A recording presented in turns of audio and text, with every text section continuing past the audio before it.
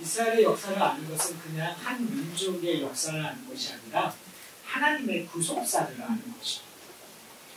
다른 말로 얘기하면 이스라엘의 역사 속에는 예표되는 것이 있어요. 이스라엘의 역사 속에는 하나님이 우리에게 보여주고자 하는 상징성이 있다는 거죠. 그런 의미에서 하나님께서 이스라엘 백성들을 출애굽시키시고 광야에서 40년 동안 있게 하시고 그리고 여호수아를 통해서 가나안을 정복하는 그 후에 이제 사사들의 시대가 시작됩니다. 사사들의 시대가 끝나고 사무엘이 마지막 사사거든요.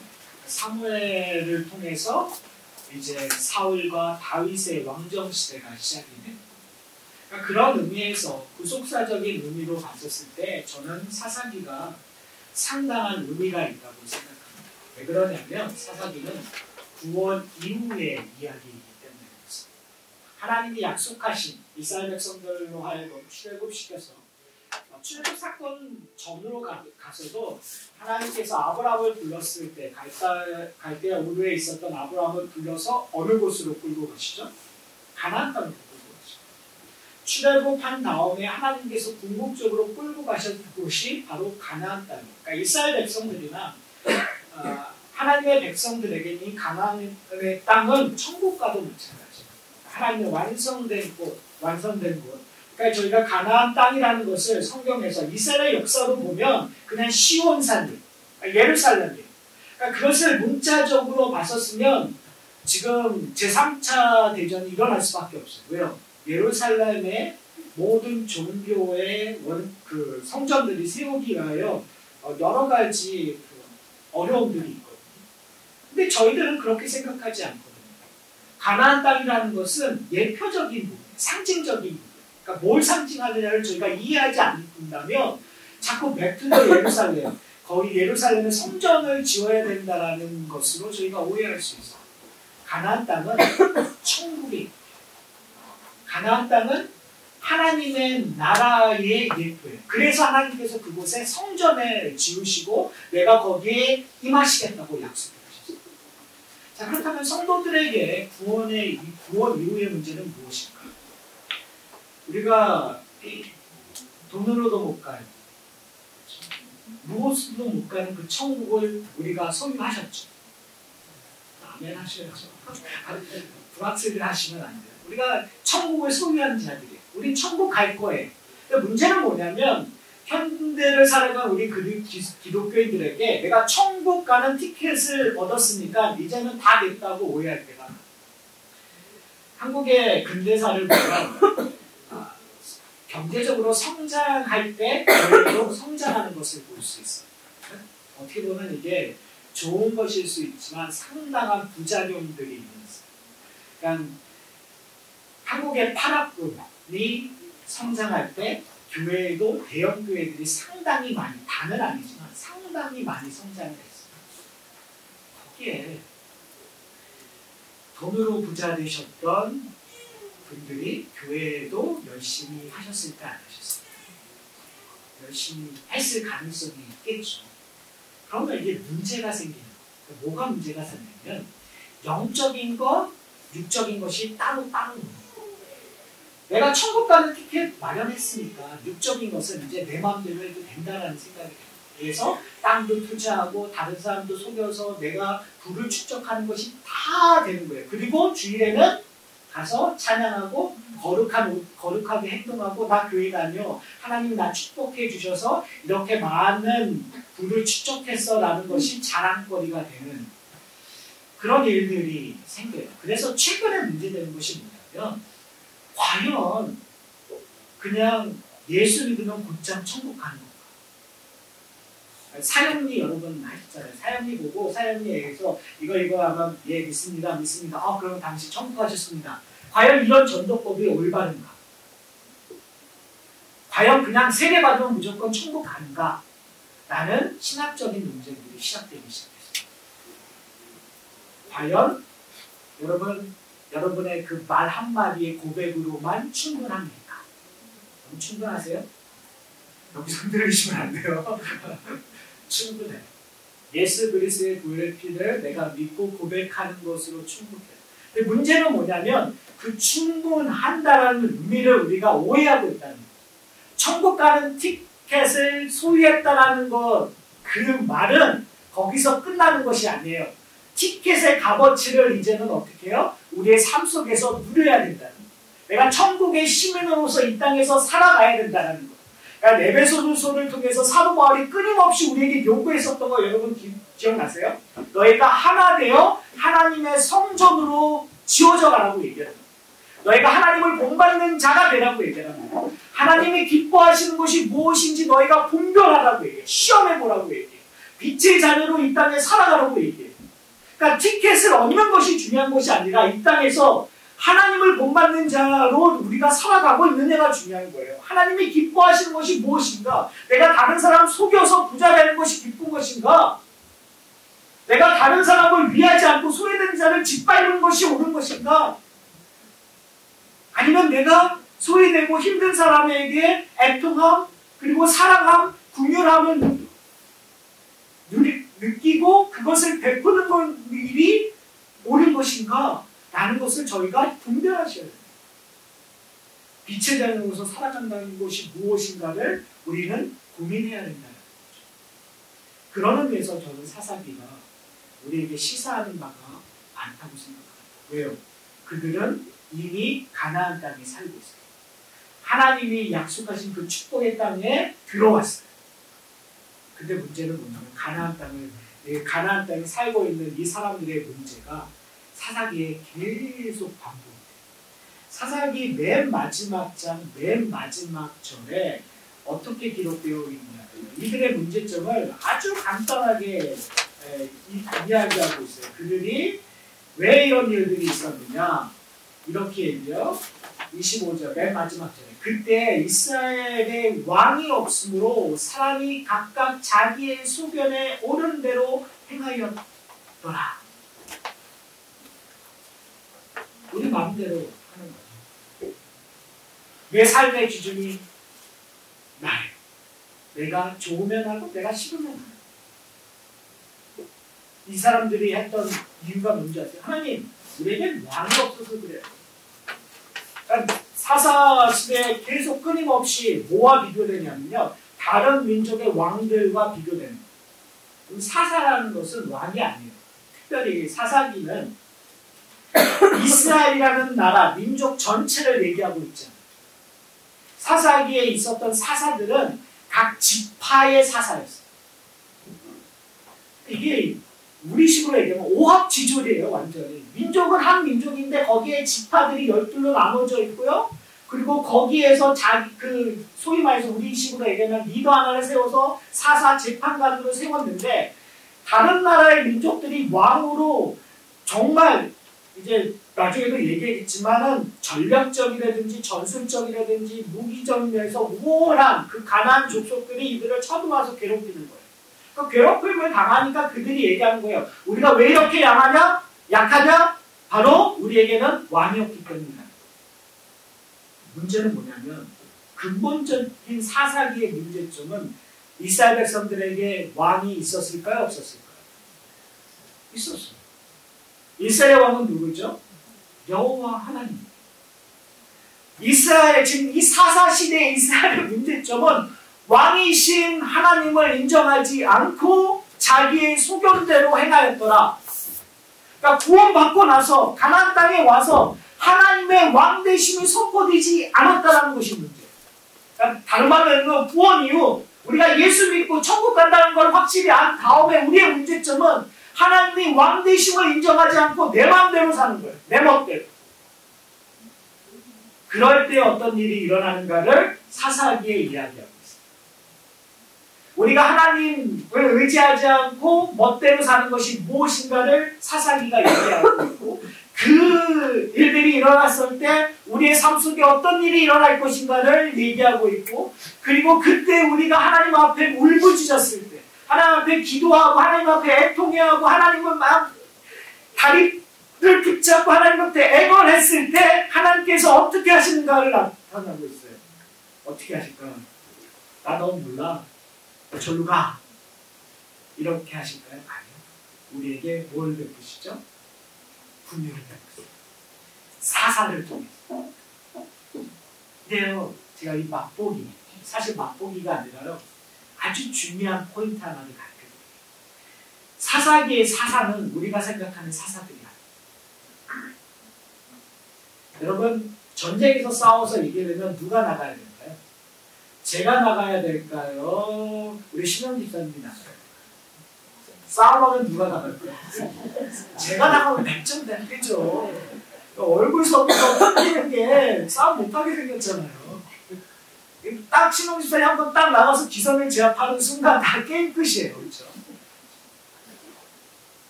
그런데 사사기는 저 같은 사람입니다. 허리가 아픈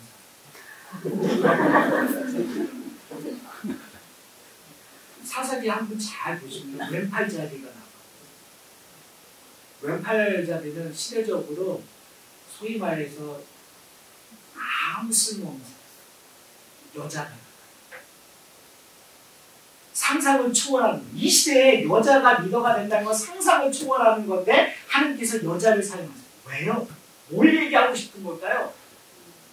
이 사사는 소위 말하는 영웅의 얘기거든요. 사사기는 영웅의 얘기예요. 소위 말해서 여러분 무협지예요. 한마디로 얘기해요.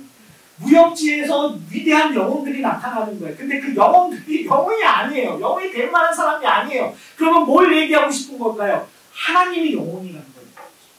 하나님이 너의 구원자이시고 하나님이 너의 왕이라는 걸 얘기하고 있는 거예요. 근데 문제는 뭐냐면 이스라엘에서 이 사사기가 가면 갈수록 사람들은 누구를 의지할까요?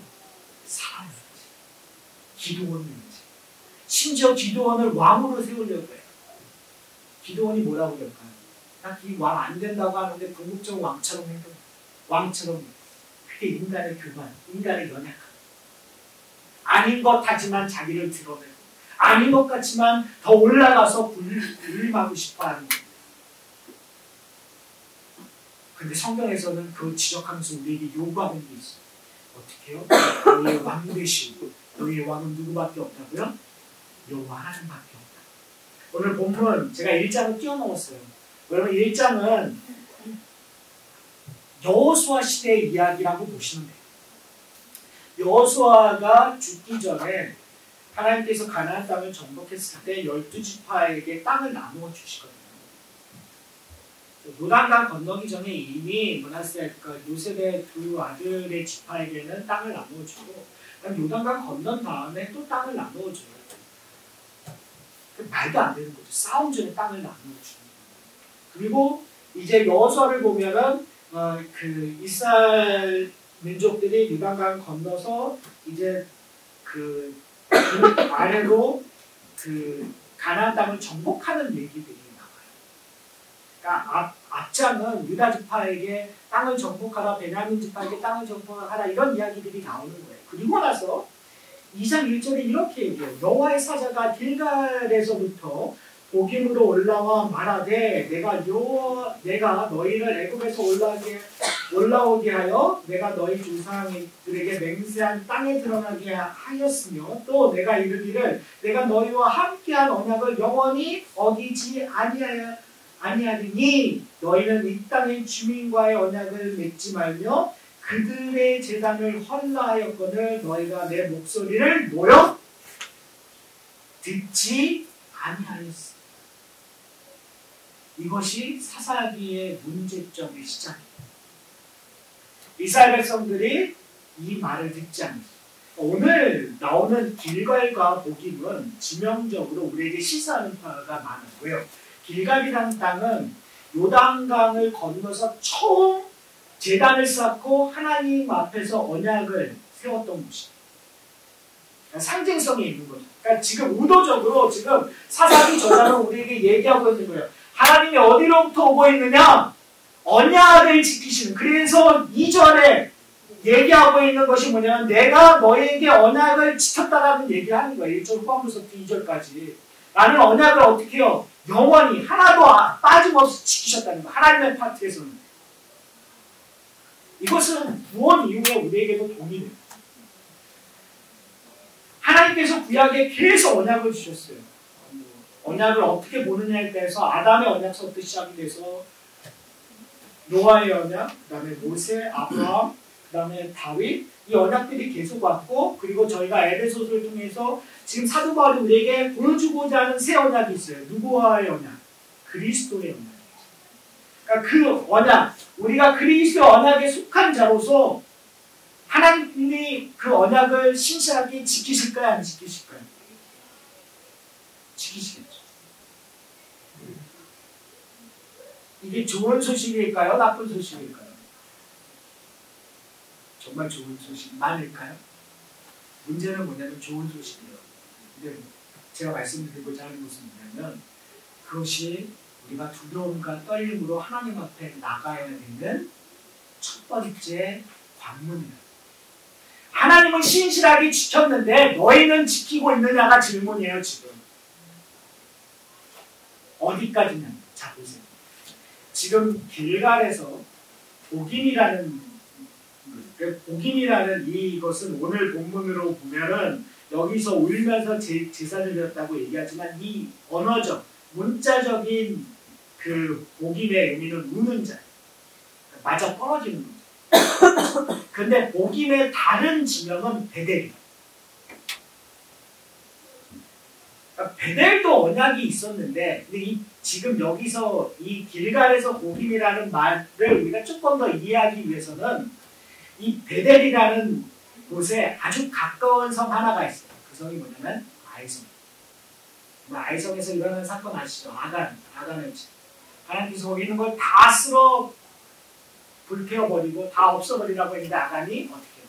좋은 것을 챙기는 사건. 그래서 하나님께서 노하셨다.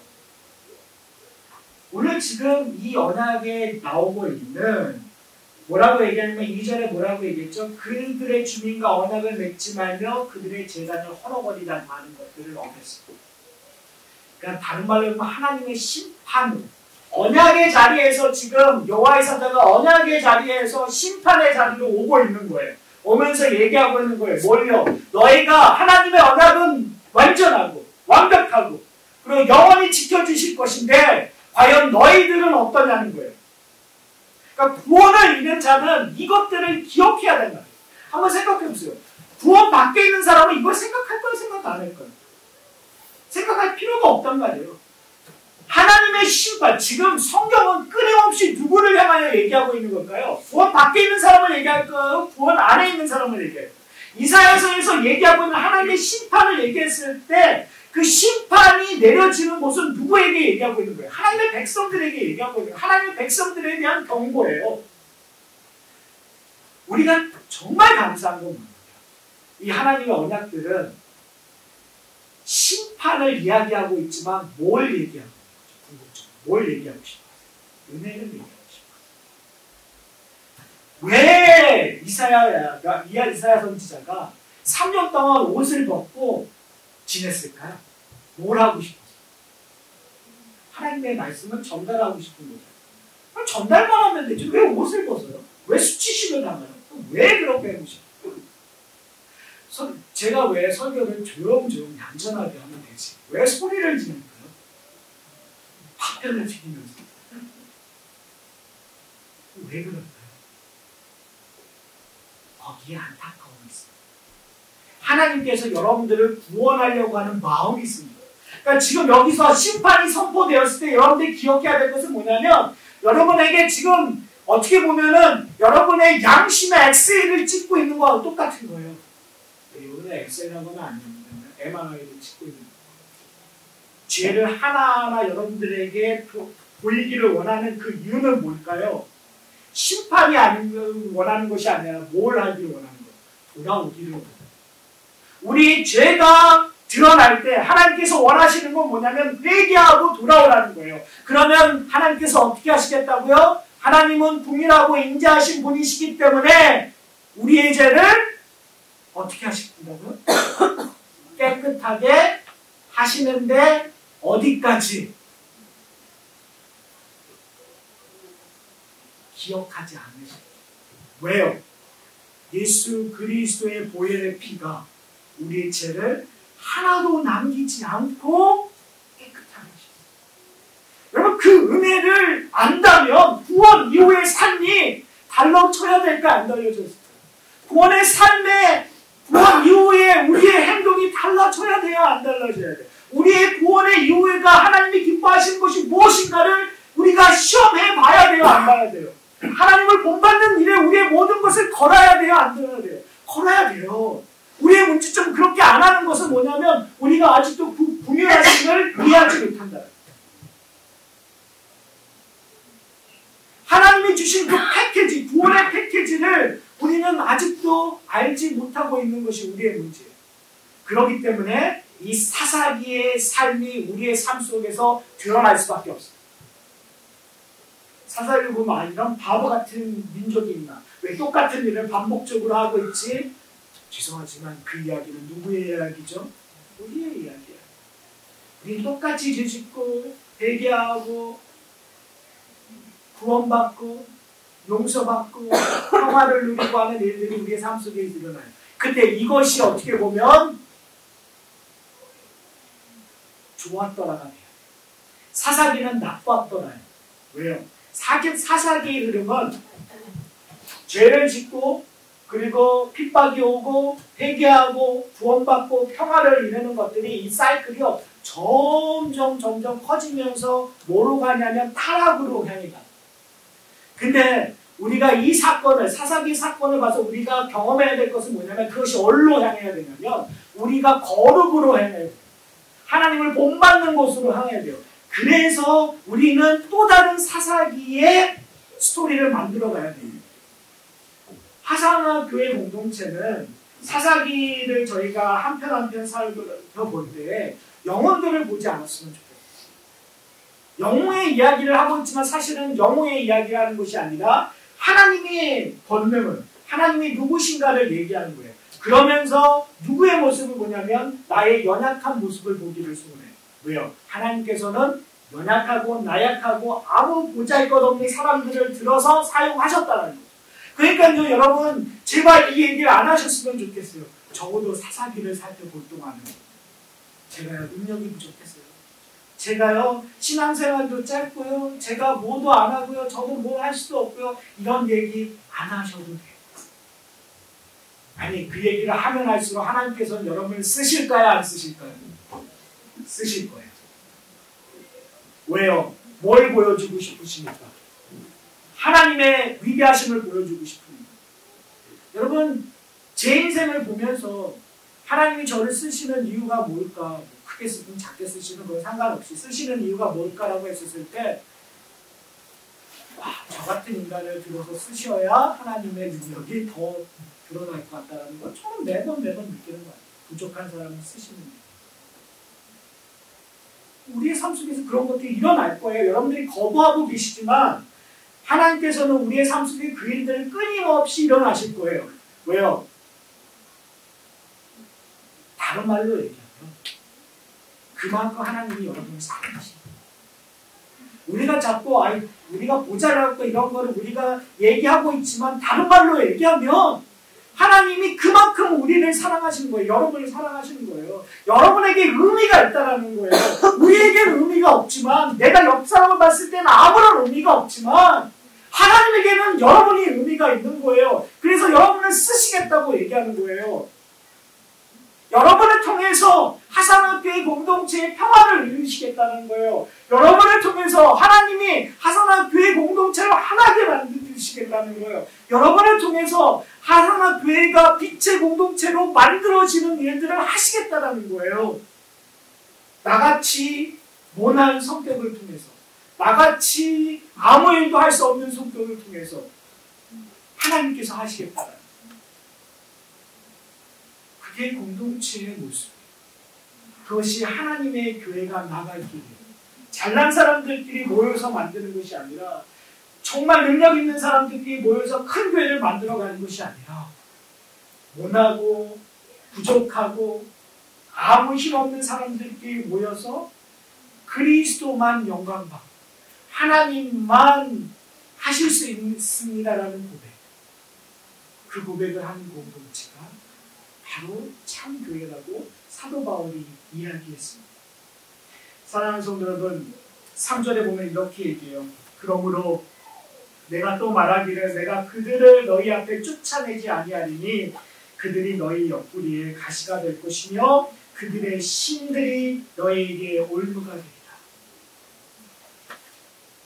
원래 이스라엘 백성들이 쫓아냈어야겠죠. 하나님께서 그렇게 명하셨습니다. 근데 이스라엘 백성들은 쫓아내지 못했어요. 1장 19절에 보면 그들이 철병거를 갖고 있었기 때문에 그들이 무서워서 거기에 가지 않았다고 얘기해요. 그러니까 아마도 이스라엘 백성들은 아직까지 그 청동시대적인 무기를 갖고 있었고 이 가나안 족속들은 철을 갖고 있었어요. 동과 철이 싸우면 누가 이길까? 당연히 철이 이기겠죠? 그러나 하나님의 나라에서는 동과 철이 있었을 때 누가 이기냐의 질문은 그렇게 되지 않아요. 누가 하나님의 편에 섰느냐가 중요한 거겠죠. 그러니까 너무 아이러니컬한 것은 뭐냐면 그들의 부모 세대가 어떤 일들을 경험했다는 걸 수도 없이 듣고 왔는데 이 세들이 어떤 일을 하면 그걸 믿지 못합니다. 그들이 전쟁을 겪으면서 쫓아왔음에도 불구하고 그들은 하나님을 의지하지 않고 철병거가 무서워서 들어가지 않았어요. 그러니까 하나님께서 어떻게 하냐면 구원 이후 가나안 땅 이후에도 그냥 내버려 두세요. 이 이야기는 끝까지 갑니다. 그리고 이 우상의 문제, 그들의 신을 섬기는 것들은 정말 끝까지 가죠. 근데 그 일들이 우리에게도 우리 삶 속에서 동일하게 있습니다. 자, 그렇다면 우리가 이제 사사기를 통해서 우리가 기억해야 될 것이 뭐냐면 죄라는 문제는 우리가 구원받고 없어지는 게 아니라는 거예요. 내가 예수 믿는 순간 100% 깨끗해서 하나님만 바라보고 사는 존재가 아니라는 거예요. 죄라는 것, 우리가 보고 부러워하는 것들, 세상을 향해서 마음이 쏠리는 것들은 내가 예수 믿고 천국 가도 우리가 이 땅에서 사는 동안은 끊임없이 있을 거라는 거예요. 다른 말로 하면 상황 인식을 제대로 하셔야 됩니다. 이제는.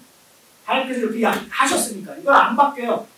이제 우리의 구원 이후에도 이런 일들이 끊임없이 있을 거예요. 내 옆에는 항상 단지 자랑하는 사람들이 있을 것이며 내 옆에는 항상 돈 자랑하는 사람들이 있을 것이며 그렇죠? 내 주위에는 힘으로 권력으로 나를 누릴 사람들이 항상 있을 것이며 내가 그냥 한번 바라고 그리우는 것들을 너무나 평상시에 너무나 잘하고 있는 사람들이 우리에게 분명히 있을 거예요. 없어진다는 게 아니에요. 그거 보고 그냥 무조건 나 예수 믿으니까 저런 거 하나도 안 보여요. 저런 거 아무것도 상관없어요 라고 얘기하시면 안 돼요. 있어요. 중요한 건 뭐냐면 그 다음이에요. 우리에게 뭐라고 요구하고 있죠? 싸우라고. 영적 전쟁으로 그거와 싸워 이기라는 거예요. 누구를 섬길 거냐라는 문제예요. 사사기는 그 싸움이에요. 하나님을 섬길 것인가? 아니면 가나안 땅의 문화, 가나안 땅이 주고 있는 신들, 가나안 땅이 얘기하고 있는 풍요? 왜요? 이 당시에 풍요로움이 있는 산지는 다 누가 갖고 있습니까? 가나안 사람들이 갖고 있다고 생각하시면 돼요. 이스라엘 백성들은 바위 먹을 거 없는 곳 쪽에 있다고 생각하시면 돼요. 그러니까 늘 뭐가 그리운 거예요? 이쪽이 그리운 거예요. 그나마 타작할 것이 있을 때 누가 들어와요? 그 이스라엘 다른 가나안 족속들이 와서 빼앗아 가는 거예요. 그것이 기드온의 이야기고 다 이 사사들의 얘기예요. 근데 그 성경은 뭘 얘기하냐면 이게 참 묘한 건데요. 상징적으로 그 시험들을 통해서 결국은 뭘 하게 깨닫게 되는 거예요. 우리 죄를 깨닫게 돼요. 그 압제를 통해서 우리의 죄를 깨달아서 뭐 하는 거예요? 무릎 꿇기 시작하는 거예요. 하나님 못 살겠어요. 하나님 도와주세요. 야곱의 하나님, 이삭의 하나님, 아브라함의 하나님 제발 저를 좀 봐주세요라고 하나님 앞에 부르짖는 거예요. 우리 식으로 얘기하면 이거예요. 내가 돈을 쫓아서 갔는데 안 되는 거예요. 자꾸. 그때 어떻게 해야 되는 거예요? 하나님께서 우리를 무릎 꿇게 만든다. 자꾸 우리 왜요? 우리의 인생의 주인은 누구시라는 거예요? 하나님이시죠. 그걸 보기 위해서 무릎 꿇게 하시고 그리고 그 가운데에서 하나님의 왕되심이 구원을 통해서 뭐가 평화인가를 제대로 깨닫게 하는 기간들을 우리에게 주시고 그것이 이 사사기를 통해서 우리가 뭘 바라봐야 되는 궁극적으로 하나님의 날 가나안 땅에 살면서 뭘 바라봐야 되는가 가나안 땅에서 소출을 많이 내고요. 가나안 땅에서 편안하게 사는 것이 중요한 것이 아니라 제가 흥분하고 있습니다. 뭘 거냐면 하나님의 나라를 바라보기 위함이에요. 근데 문제는 왜 10년, 20년, 40년 평화 기간을 주는데 왜 그 다음에 꼭 뭐가 나오냐면 죄 짓는 일이에요. 희한하죠. 그것은 이 땅이 다라고 생각하니까 죄 짓는 일이에요. 사랑하는 성도 여러분, 하산학교회 공동체가 새로운 곳에 와서 예배드리고 있어요. 너무 좋아요. 그렇죠. 편안하시고 좋죠. 사사기를 준비하면서 이런 생각이 딱 들어요. 생각이 들면 사사기는 평안 속에 드러나는 민낯입니다. 좋을 때 드러나는 그러니까 광야 생활하면서 죄 짓는 건 그래도 불편하잖아요. 힘들잖아요. 그러니까 불편할 수 있어요. 근데 가나안 땅에서 그들은 자신의 민낯을 보여줘. 진짜 누구인지. 하산학교에도 그리고 우리의 인생도 좋을 때 민낯이 드러나요. 그러니까 무슨 말이냐면 어려울 때는 그리고 어려울 때는 하나님을 찾는 건 너무나 당연할 수 있어요. 근데 좋을 때 행복하고 이게 참 좋다. 우리가 뭔가 이루었다. 그동안 4년 동안 고생했는데 우리가 이렇게 와서 뭔가 이루어지고 우리 예배드리는 뭐 이런 여러 가지가 더 나아지고 다 좋아졌다고 하는 순간 우리 속에 있는 죄성들의 민낯들이 드러나요.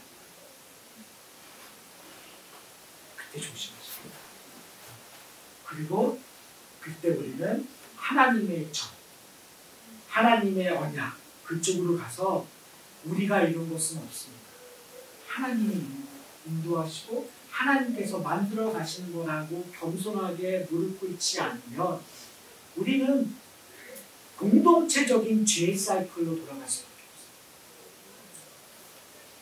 이거는 어디나 일어나는 거예요. 하산학교 공동체에도 제가 개런티하는데 일어날 거예요. 우리는 일어나요, 여러분. 안 일어날 것처럼 표정 짓지 마세요. 일어나요. 중요한 건 뭐냐면 일어났을 때 우리가 뭐 해야 되냐면 회개하고 돌아가면 돼요. 그게 복음의 이야기예요. 아닌 것처럼 하지 말고 우리가 회개하고 돌아가고 하나님 잘못했습니다. 우리를 더 쳐주십시오. 우리를 더 겸손하게 해주십시오. 더 하나님 되게 해주십시오. 하나님만 붙잡게 해주십시오. 가시면 돼요. 그것이 우리의 가정 속에서도 일어날 거고요. 우리 교회 공동체에서도 일어날 거예요. 그때마다 우리는 더 그리스도를 붙잡고 그래서 그리스도의 힘으로 하나 되는 우리의 가정이 그리고 우리 하산학교의 공동체가 되기를 소원합니다. 우리 같이 기도하시겠습니다.